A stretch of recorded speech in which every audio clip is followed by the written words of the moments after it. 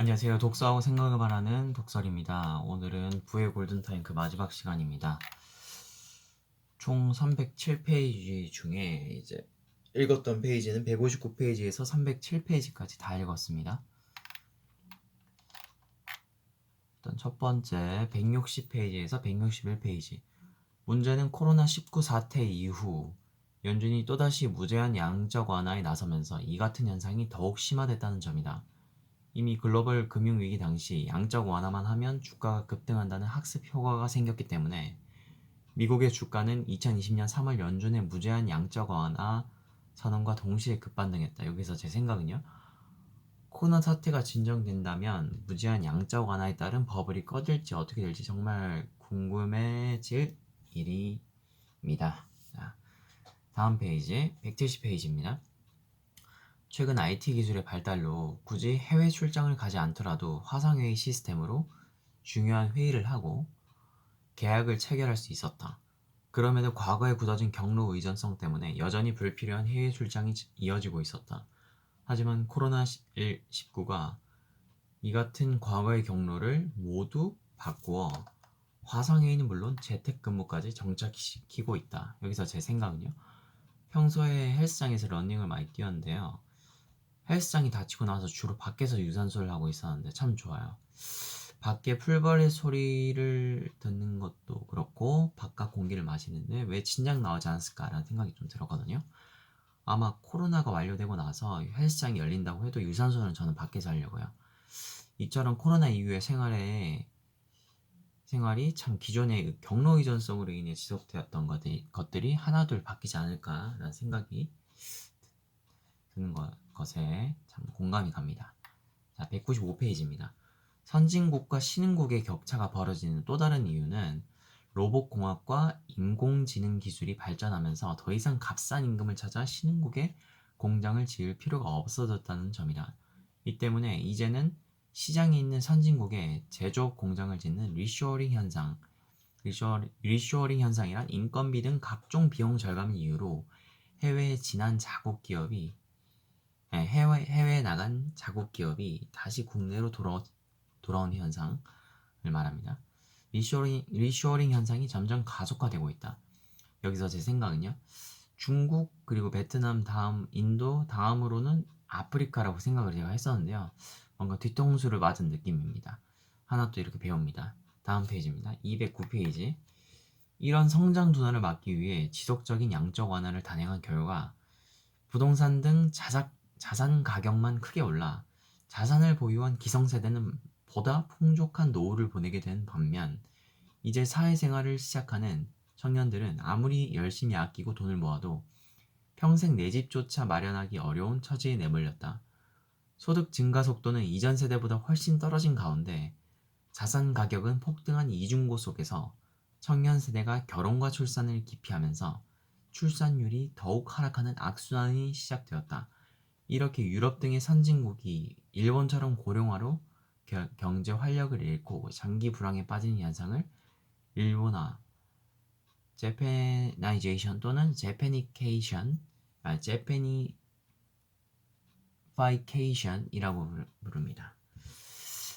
여기서 제 생각은요. 이게 밸런스일지도 모르겠다. 지구상 인구는 꾸준히 증가해 왔는데 증가가 있으면 감소가 있듯이 말이다. 기존에는 결혼해서 아이를 낳고 미래에 더 잘 살 수 있다는 희망이 있었다면 지금은 결혼해서 애 낳고 살면 드는 돈을 어떻게 감당해야 할지 걱정이 들기도 해요.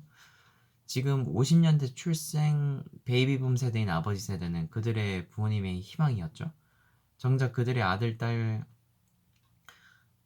그들의 희망이 되지는 못했던 것 같아요. 항상 아버지께서는 괜찮다고 하셨지만 아버지의 속내를 한 번도 최근에 들어보지 못했죠. 근데 최근이 아니라 아버지의 속내도 최근에 한번 들었는데 좀 처음 들어봤어요.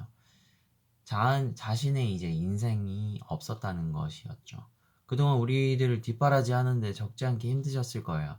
이상하기는 했지만 직접 들으니까 적지 않게 좀 놀랐습니다. 231페이지.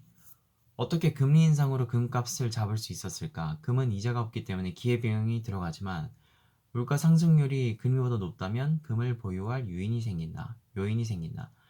그런데 폴 볼커가 금리를 물가보다 훨씬 빠른 속도로 끌어올리는 바람에 금의 매력이 사라지면서 금값이 꺾인 것이다. 결국 폴 볼커는 인플레이션 파이터인 동시에 달러의 수호자였던 셈이다. 금리와 금값의 관계.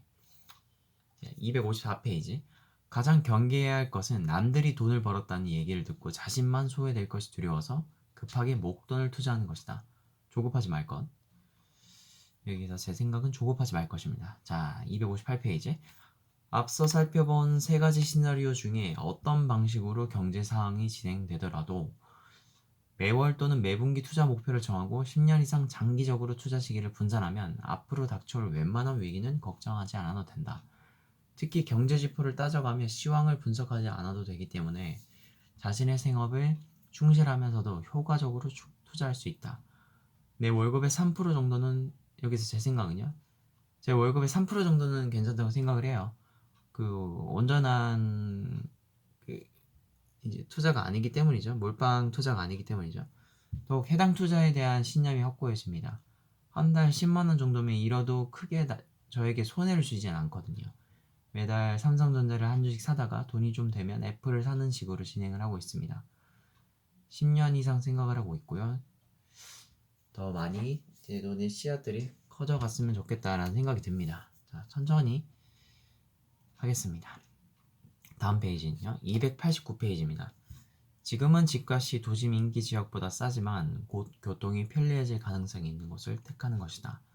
특히 GTX와 같은 대도심 급행철도나 신분당선 같은 고속 지하철이 지나는 곳은 다소 물리적 거리가 멀어도 시간적 거리를 단축할 수 있기 때문에 관심을 가질 필요가 있다. 여기서 제 생각은요. 결국은 부동산은 역세권이 최고입니다. 다음 페이지 290페이지입니다. 앞으로 1인 가구나 무자녀 가구가 급속히 늘어나면서 주거를 결정하는 가장 중요한 요소는 교육에서 직주 근접으로 조금씩 옮겨갈 것이다. 이 때문에 고임금 인력이 많은 대기업이나 공기업이 이전될 지역도 좋은 대안이 될 수 있다. 여기서 제 생각은요. 역세권, 직주 근접, 아직까지 조금 헷갈립니다. 저도 아직은. 293페이지 칠면조 이야기가 있습니다. 매일 아침에 주인은 칠면조에게 먹이를 주죠. 천일째 되는 날에 주인이 다가오는 것을 보고 편안하게 칠면조는 생각을 하죠. 그런데 주인이 느닷없이 목을 조릅니다. 이날은 바로 칠면조를 먹는 추수감사절이기 때문이죠. 이는 영국의 저명한 철학자이자 수학자인 버트런드 러셀이 자신만의 경험만으로 세계사상을 속단하는 귀납적 오류가 얼마나 치명적인지를 보여주기 위해 소개한 우화입니다. 여기서 제 생각은요. 회사 생활에서 경험으로 쌓인 지혜로 인간관계의 깨달음을 얻기도 한다는 것을 선배를 통해 들었는데 자신의 경험만으로 귀납적 오류가 발생할 수도 있음을 깨달았습니다. 다른 사람의 많은 지식도 다독으로 꼭 참고하며 판단을 합시다. 이상입니다. 감사합니다.